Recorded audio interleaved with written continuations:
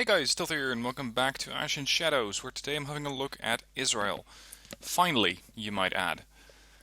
Well, what does what does this deck have for new units? Well, quite a bit in the infantry tab. We have some new tanks here and there, but overall, I feel like Israel hasn't even been touched that much. As for the command section over here, there are not too many new options. I think that the Merkava 3 Pikud has been adjusted a little bit as compared to what it used to be. Of course, being one of these newer modern tanks, it comes equipped with an APS, active protection system, comes equipped with a smoke discharger, and I wouldn't be surprised if it also comes equipped with a couple of machine guns. I mean, you can see them spinning around on the turret, but they're not modeled here. Again, probably because the game engine limits the amount of weapons that you can see over here until 3, and these things are probably just installed and will work, but you just can't see them. Other than that, all these units, as far as I was able to tell, are the same. Well, you could argue that the Pikud command unit used to be 100 points, it's now 80. Other than that, I wasn't really able to find anything new. Okay, one thing. The Namer transport. This one is new. I just watched a documentary on this thing actually, or at least I saw it show up in the what was it? I think the Ultimate Countdown or something like that on Netflix, military show. Link to that, or well, at least I'll get the title right in the description down below if you want to have a look. Namer transport, in case you absolutely need to get your infantry from A to B, because this thing is as heavily armored as a tank at 21 points of frontal armor. Also comes equipped with the defensive system, so it has its own APS, as well as a couple of machine guns. Other than that, we still have the Merkava CQB. I was going to cover this in the infantry tab, but what the hell. The CQB, I think it used to be the Merkava 2B. Still quite heavily armored, although you could start to wonder how effective that 18 points of frontal armor is going to be when you're faced with the best gun at 27 points of AP. Of course, this thing is still very lethal to infantry, with quite a few rounds of frag ammunition, a lower supply of main gun ammo at 9, as well as an APS, and again assumed 2 machine guns, if not more. It might also come with a smoke discharger. I'm not sure. You'd have to test that. Moving on to infantry. I was a bit surprised over here in the infantry tab, because the units don't seem to be that much different from what they used to be. So I'm hoping that they're going to be competitive, but I haven't tried out this deck in a PvP setting yet. Starting out with the AA infantry, you have the Barkan and the Bazak, or Bazak, I'm not exactly sure how you should pronounce that. These guys did go from 2-man squads to 3-man squads, so you could say they got a 50% strength increase, but it really doesn't matter. If it's a 2-man squad or a 3-man squad, one main gun round, or one AP round from a tank is still going to delete your infantry squad, whether it's 2 or 3. That's why I'm much more of a fan of those 10-man AA squads that some of the other countries have. Anyway, they both use the Stinger. It's just a different variant of it. You can see that the Stinger Block 2, better range on all accounts and better accuracy, versus a slightly cheaper price point at 15 versus 26, with ranges that could get you into trouble. I don't think too many helicopters can touch you at this range, but I still wouldn't really try to experiment too much with that and try to knock them out at 3.1 clicks as soon as possible. Now, you remember the Spike from back in the day? This thing raised holy hell with the community when it was first introduced. The Spike LR, very accurate, hard hitting, quite a good range, but in Ashen Shadows, it's, I'm not going to say mediocre, but it's a bit meh. It's just not that special anymore. If you're looking at these anti-infantry or anti-tank teams, which, for example, carry the Javelin, these guys really make a mark. Let's bring up the US. Let's say the anti-tank teams. Of course, yeah, these filters don't work anymore. Light riflemen. Let's compare them to the light riflemen. Of course, you could argue this is not entirely a fair comparison, because the light riflemen use a top attacking weapon versus the spike that attacks from the front, but that might just serve to drive the point home a whole lot more. Because the javelin is always able to do damage. Nothing has 11 top armor, at least I haven't encountered a unit that does. So that means that the light riflemen, which are cheaper and are a bigger squad, 10 man versus 3, will always get at least one missile off, which is fire and forget. They will always do some damage, and if you absolutely have to, then you can actually defend yourself with the M16 and the M240. The Dorban LR, when compared to that, looks like a very, very mediocre weapon. Because yes, your accuracy is slightly less, your range is slightly less, and 23 AP against most of these tanks, which are now either 20 or 20 plus strength, they just won't cut it. They just won't do enough damage. It's a 3-man squad and you're investing 22 points in these. So if you hope to kill a tank, you're going to have to throw a lot of spikes at them. Other than that, it just won't work.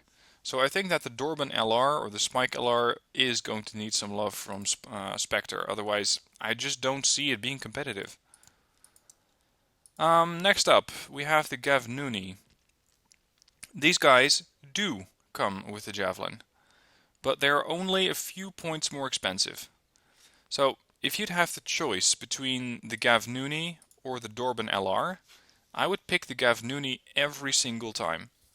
Because these guys, for 4 points more, have the potential to engage both tanks and infantry. They have 3 HE. It's a top attacking missile, better range, better accuracy, fire and forget. They also have this AoE effect, also known as area of effect, which means that, again, they're going to do quite a decent damage against infantry. And they're just 4 points more expensive. Why would you even want the Dorban LR if you can have the Gavnuni? As for transports, again, Israel shares most of these things and they haven't really been touched that much. Sure, some of these things get the APS, the CICS Lite in this case. The Namer, again, available, but I wouldn't use these things for all but the most elite infantry. As 40 points for transport, that you can pretty much just either use as an HGM magnet or dispose of altogether. I don't think it's that worth it. I mean, the Achsarit for 15 points versus 40, it's slightly less heavily armored. It has 10 versus 21. The side armor, the side armor on the Namer is as good as the frontal armor on the Achsarit, but 15 points for me is enough for a transport, and 10 points of frontal armor should do the trick. We also have the UH-60 Yanshuf, probably butchering that a little bit, pretty much your Black Hawk, and the Anafa if you're looking for a cheaper helicopter. Moving on to the Givati. The Givati are now your shock troops, 15-man strength, shock trained, not the heavy tag, mind you. So while they are a 15-man squad, they will take the same amount of damage as all the other infantry units. And trust me, that heavy tag, it really makes a difference. They come with the Galil ACE and the ARM. So you both have your assault rifle and your saw. And they have the Matador AS. Keep in mind, this thing does not do damage against enemy vehicles. This is an infantry support weapon. It's, in a way, seems to be the NATO answer to what you have with the Spetsnaz, the RPO Rice or Reese. I'm still not sure where to go with that. So while these guys might look like they're very, very powerful, they are, but against the right target, infantry. Next is the Herev, another shock train squad. These guys can do damage against enemy vehicles. They have an AP value of 19. But overall, I don't think they're that impressive.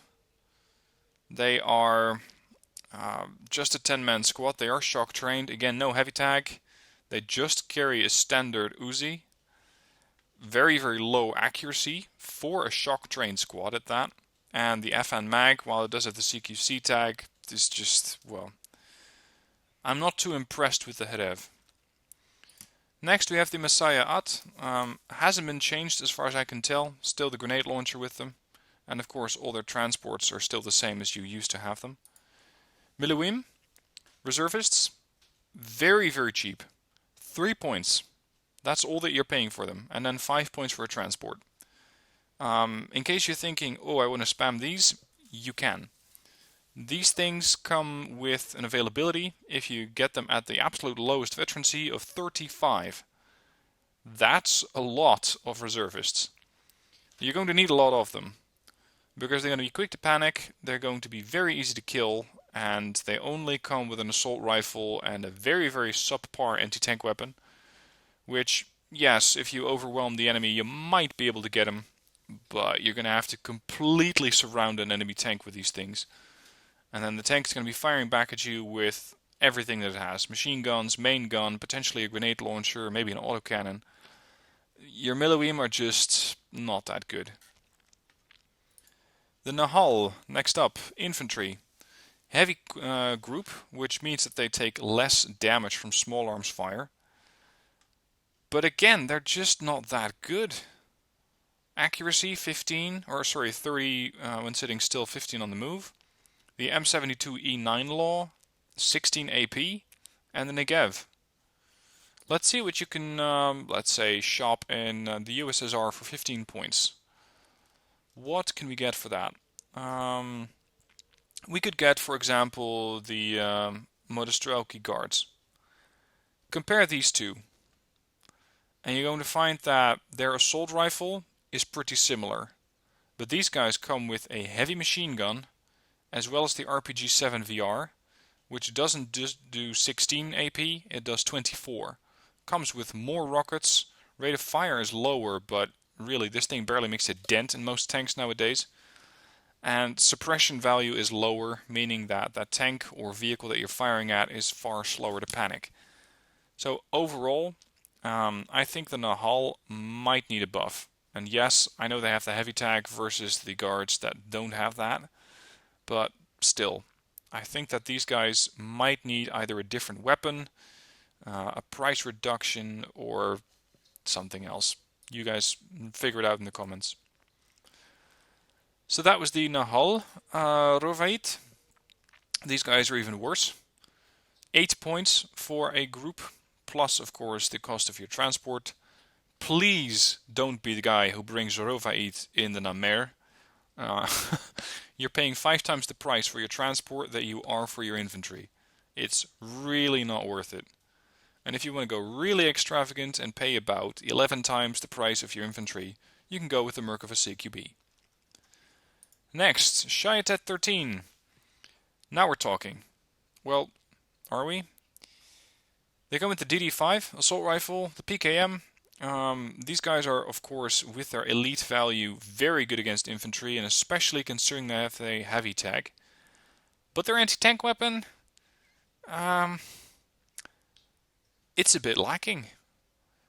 70% accuracy, meaning that they will be very, very much on point with this weapon. Well, they're going to need to be, because it only packs 21. Suppression's alright. Rate of fire is on the lower end of the spectrum. I mean, especially as I showed you, compared to some of these other things, the 10 rounds a minute rate of fire is, well, it's on the lower end of the spectrum. It can be better. And finally we have the Tsananim, again heavy tag, 10-man shock train squad, also come with the B300. What I find Israel lacks in its infantry section is something along the lines of, let's say, Delta. Because Delta, I know it has a different mission profile than, for example, Shayatet. But these guys come with a very accurate assault rifle. They have that machine gun to back it up. Bloody hell, the U has so much infantry. If you compare the PKM to the M60, you can find that the M60, at least in my mind, is better. And then the B300 versus the Javelin. I will happily take the Javelin, thank you very much. And yes, Delta doesn't have the heavy tag, so they're going to die a little faster than the Shayatet.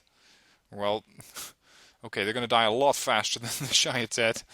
I fired mortar rounds like it was a rainstorm at heavy infantry units, and they just shrug it off. It's ridiculous.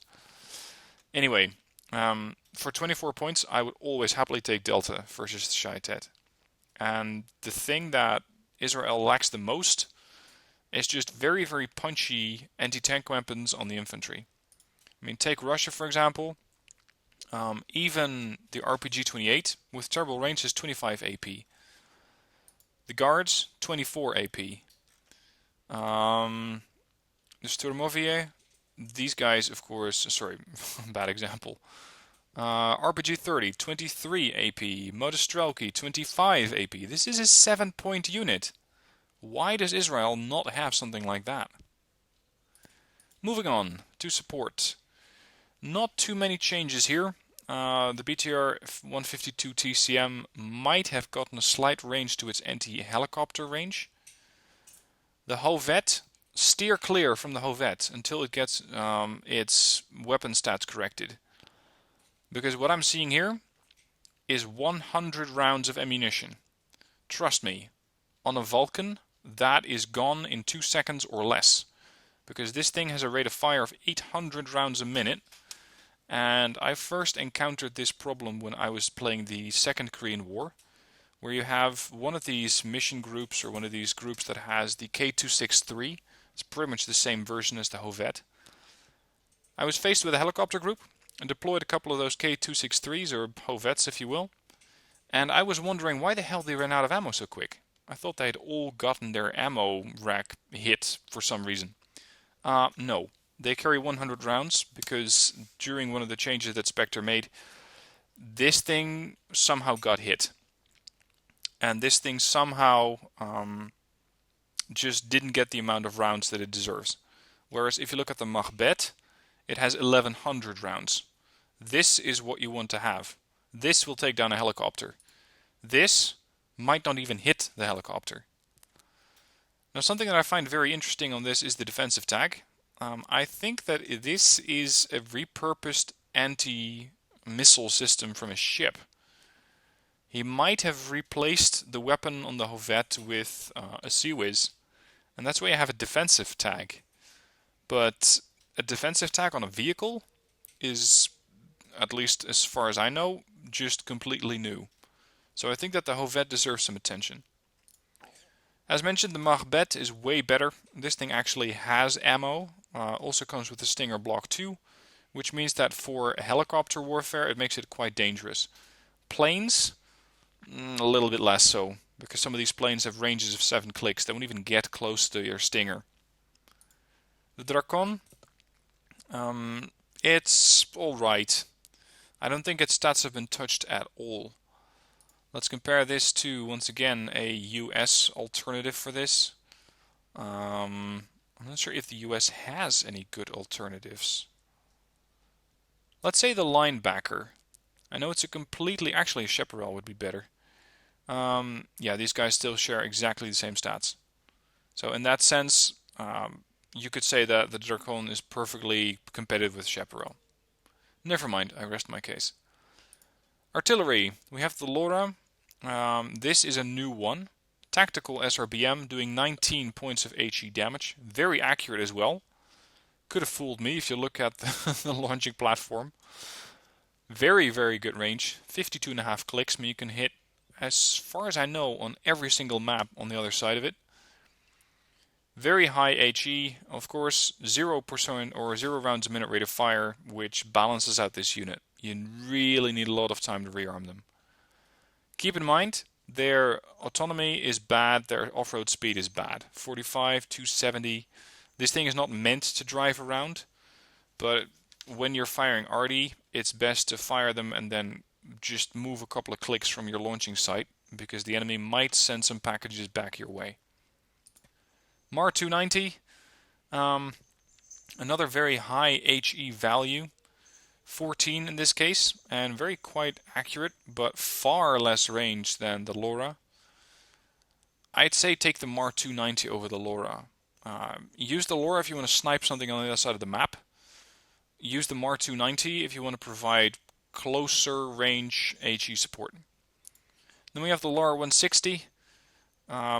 Keep in mind this thing drops heat munitions, AP munitions on the top of vehicles. And with 4 AP it will generally always do some damage thanks to the heat tag. Accuracy is okay. Range for a rocket artillery is unusually low at 15.5 clicks. Romach. I think that this is pretty much your M110. Nothing too special there. Cardom, as far as I know, hasn't been changed either. Again, an M110A2? Maybe? I don't know. Actually, comparing these stats... Yeah, the Romach has better range, low rate of fire, but better dispersion. This one is more for a general area denial versus the Romach, which is a sniper. Chenaf 2, as well as its upgraded brother, the Kelah David, or something like that.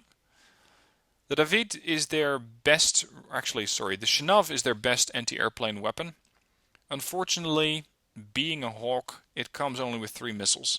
You're going to have to babysit this one with supplies, as per the vanilla game. The Kelah is also very good against helos, as it has far better range against them. Comes with the guided tag, both of these do, meaning no fire and forget, meaning if the launching platform gets killed off, you're going to have issues. Your missile will not hit the target. And then finally we have the Sholev and the Doher. Again, medium range artillery support platforms. As far as I can see, haven't been changed. Tanks then. The new kid on the block is the Merkava 4. I think that this tank is okay, but I would say it needs a little bit of work. Let me show you why. The US doesn't really have a 170 point tank, so we're going to be forced to compare it to the M1A2 SEP.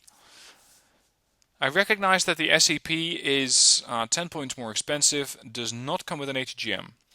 But here's the thing. Back in the day, 22 AP used to pierce every bit of armor, and nowadays that's just not true anymore.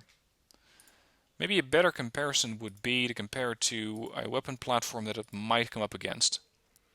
The Armata. Armata has more frontal armor, less side armor, is faster, can keep that speed up for longer, has a smaller profile to hit, does more damage, carries slightly less rounds for the APS, but does come with an autocannon. Does not come with the AGGM, but again, I don't really think that the Lahat in the current version of Ashen Shadows is that good. So, I'd say overall, for 170 points, I'll take the Armada. Simply because it's more flexible when compared to the Merkava. And just suppose that the Russians aren't firing back at you with the Armata, but they're firing back at you with the T-95. 27 AP versus 23 frontal armor is going to hurt a lot. You're going to take 4 points of damage every time. Yes, it's a 30-point vehicle or 30 HP vehicle, which means that this thing can take hit after hit after hit, and it was designed to do that, of course.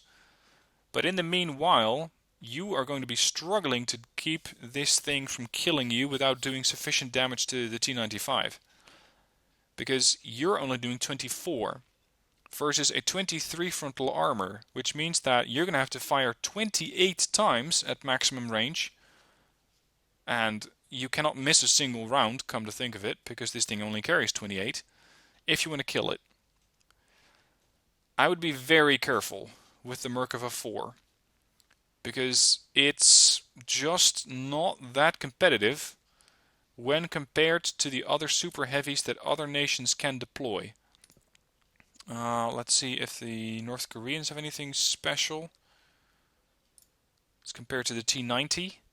Again, 24 AP, you're going to have to fire 28 divided by 2, 14 rounds and 14 hits if you want to kill this thing.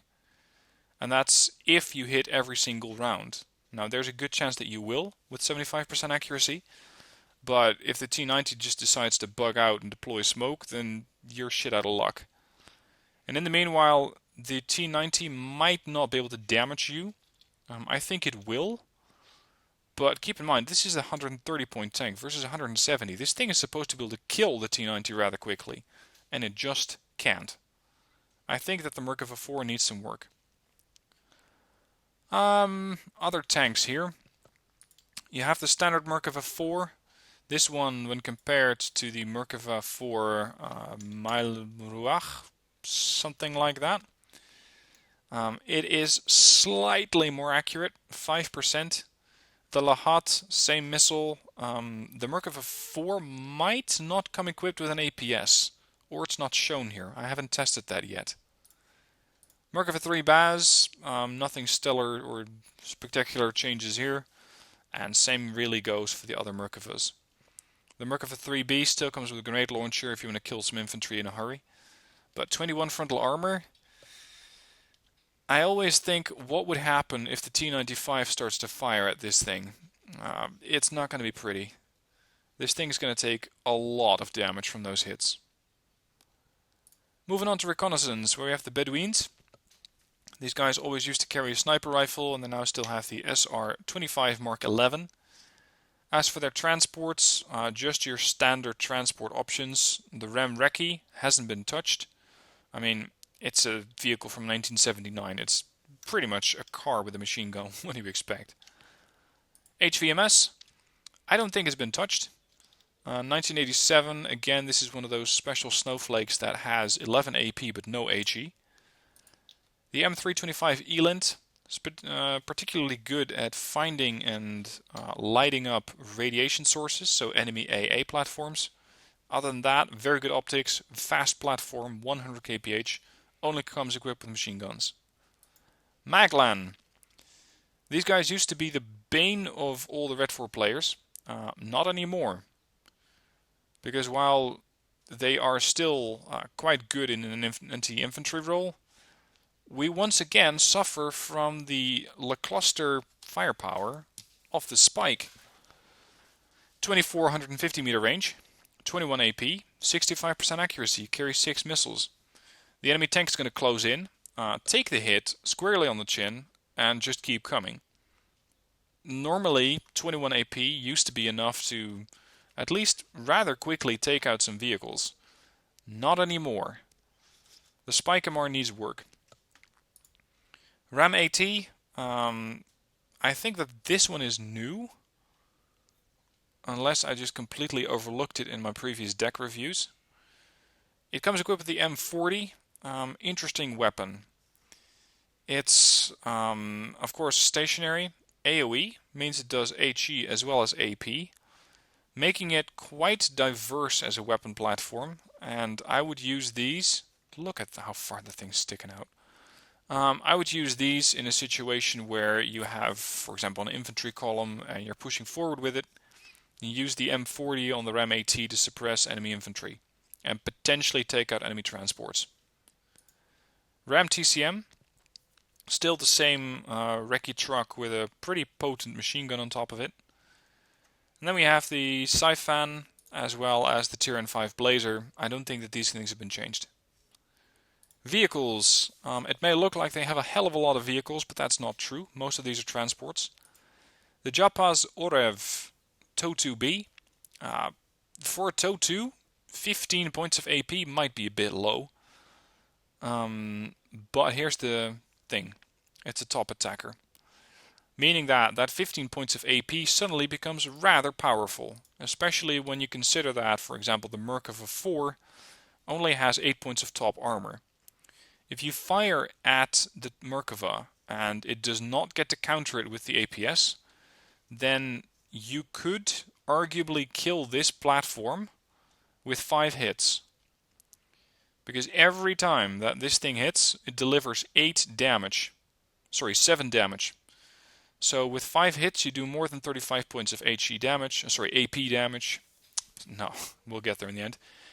Hit point damage, and you're going to take that 30 strength down to none.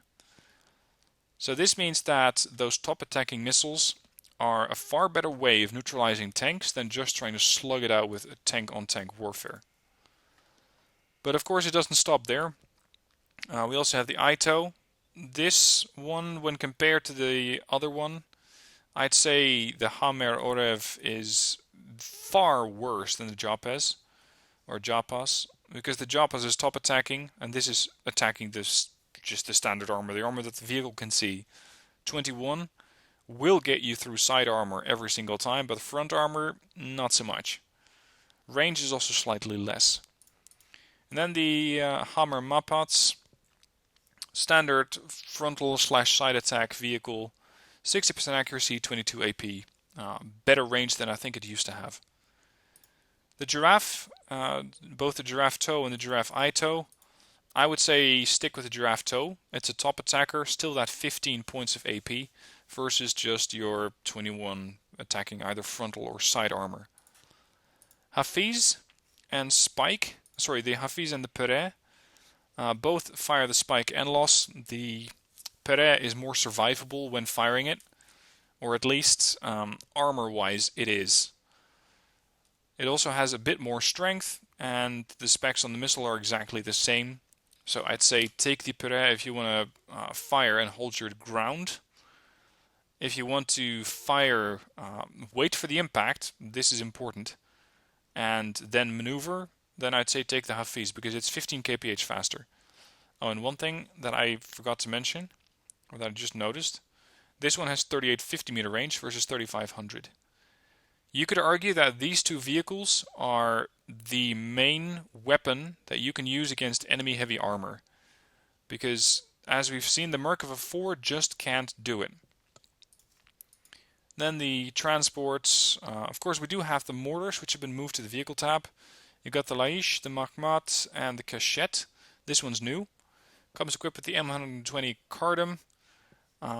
It's one of those heavier mortar systems at 5 HE.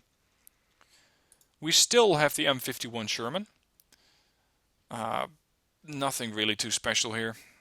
Just, well, I won't use it. I simply cannot find a good role for it. Helicopters. Lahatut Mepats. Side attack armor if you can. Because frontal armor, as mentioned previous, it's just too heavy to push through. The P-10, 130 point Apache, comes equipped with 16 semi-active, so you need to keep an eye on the target. Hellfires, very accurate, can be fired on the move if you want them to, and these things will definitely leave a mark. This is one of your other very heavy solutions for anti-armor. Again, as with most helicopters, keep in mind that these things die pretty quickly.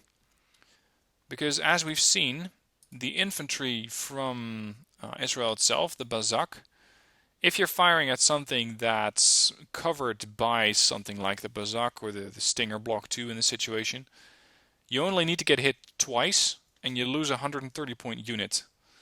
And getting hit twice by a team like this is entirely possible because it has a 75% accuracy.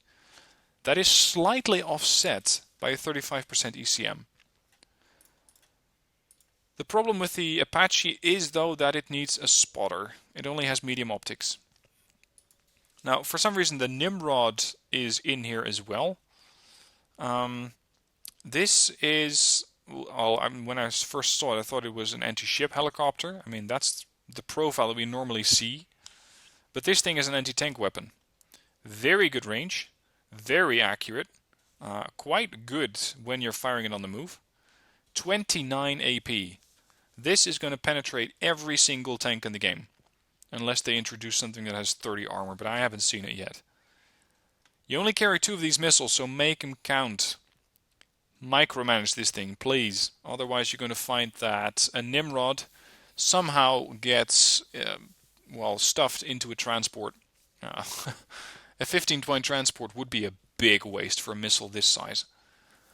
Also keep in mind, while these things might look good on paper, a tank which is equipped with the armor or the active protection system can easily shoot those things down. meaning that you're going to have to overwhelm them. So try to fire at that particular tank with more than one of these Nimrods. One interesting thing, it has very good optics. This is one of those ATGM helos, and it's rare in that it can fend for itself. It can spot for itself, it can engage the target, and it can back off.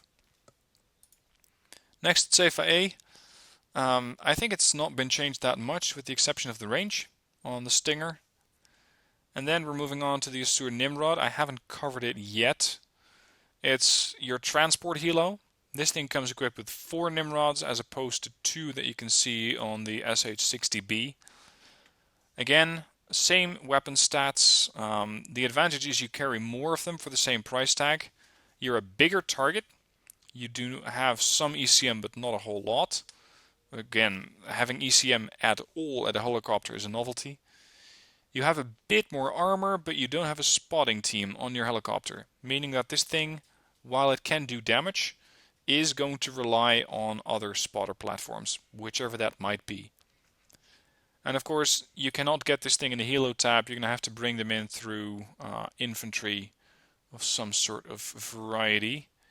I'd say Shayatet. These guys come with the Asur Nimrod if you want it. And then the air tab. Some interesting units here. I want to start out with the Sufa. This is an interesting anti-tank weapon. It comes equipped with a GBU-53 small diameter bomb. Carries 12 of those, fire and forget. So I decided to put these things to the test to see exactly how well they could do. And here's what happened. Alright, so let me show you what exactly this Sufa does. The Sufa, if you're engaging, for example, a T-14 Armata, and this is the problem, it does not drop all the bombs at once. It drops these things every once in a while. It's like there's a second, maybe a little bit more than a second delay in these drops. Now, surely when it drops, these things are fire and forget, and they're tracking, which means that they're quite powerful, but look at how close this aircraft has to get, how many bombs these things take before they actually get destroyed. So yes, the Sufa on paper looks like a really good aircraft, but you're going to have to micromanage this thing like holy hell, otherwise you're going to find it getting shot down very, very quickly. So just fly in. Let's see if we can find another victim here. See, it has the range. At this range, just bug out. Otherwise you're running into or are already in enemy AA range. Be very, very careful with the Sufa. And even then, didn't even kill him. So that's the Sufa for you. Very, very much micromanage this thing, or it's going to get shot down as it's trying to close in enough and give itself enough time to drop all of those GBU-53s. It's going to take a hell of a lot of time to drop all of them. And generally, I would say drop a few and just bug out. I'd say a situation like this might even be better to have this thing equipped with just 4 of them. And yes, it will not kill a tank in a single drop. It's not the point. It's there to just damage the tank and force it to back off. Alright, from the top then. The Ayit, your seed aircraft, still comes equipped with the harm, except that the range is now far better, and it comes with the jammer pods, meaning that radar platforms are going to be suppressed and cannot fire at you. Keep in mind, it only has 20 charges of this, and they go pretty fast. Fortunately, your range is good, your ECM is okay, but your speed is low, meaning that it's easier to shoot this thing down with an enemy fighter. The Reconnaissance 2000 is another version of the Seed. Its range on the Seed weapon is slightly better. You're gaining about, well, let's say a little under 200 meters. It does not come with jammer pods, but it does have some air-to-air missilery at 11,000 meters. 60% accuracy. Speed is far better. I would say go with a combination of these two. But again, you don't really want to spend 2 slots or 2 cards on seed potential. So in that situation, I'd say the Ayit. And with a 70-point price tag, you're probably going to get 2, maybe 3 in your deck. Maybe even more. Meshupar, your fighter. This is mostly a dogfighter, and overall it's still a very, very dangerous aircraft. HE is a little bit on the lower end, but this thing at least comes equipped with a lot of fire and forget missiles, and generally you're going to have to put a lot of missiles in the air in order to hit something, since most of these high tier fighters have 50% ECM. The AKEF, let's compare these things two side by side. Python 4 versus Python 5. Python 5 is even more accurate, 80%. Carries more of them as well. 6 short range. Well, short could be debated.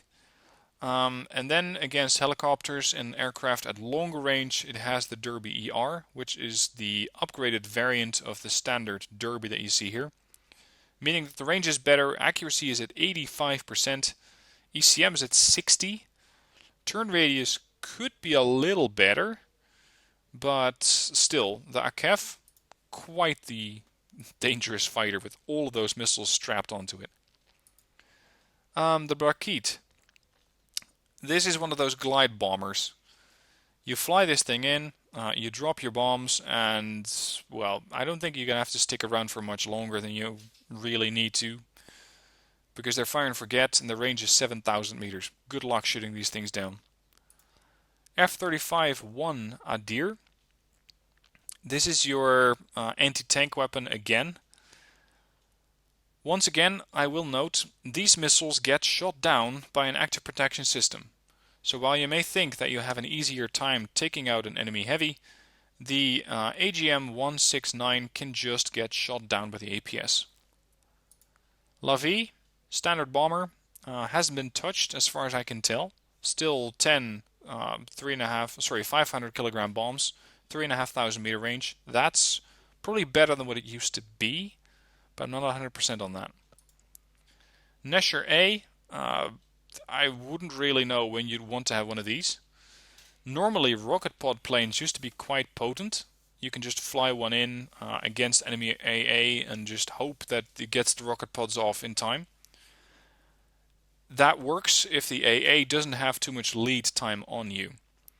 In a situation where the enemy AA has a potential range of 9,000 meters, the Nesher A won't even get close, so just don't bother.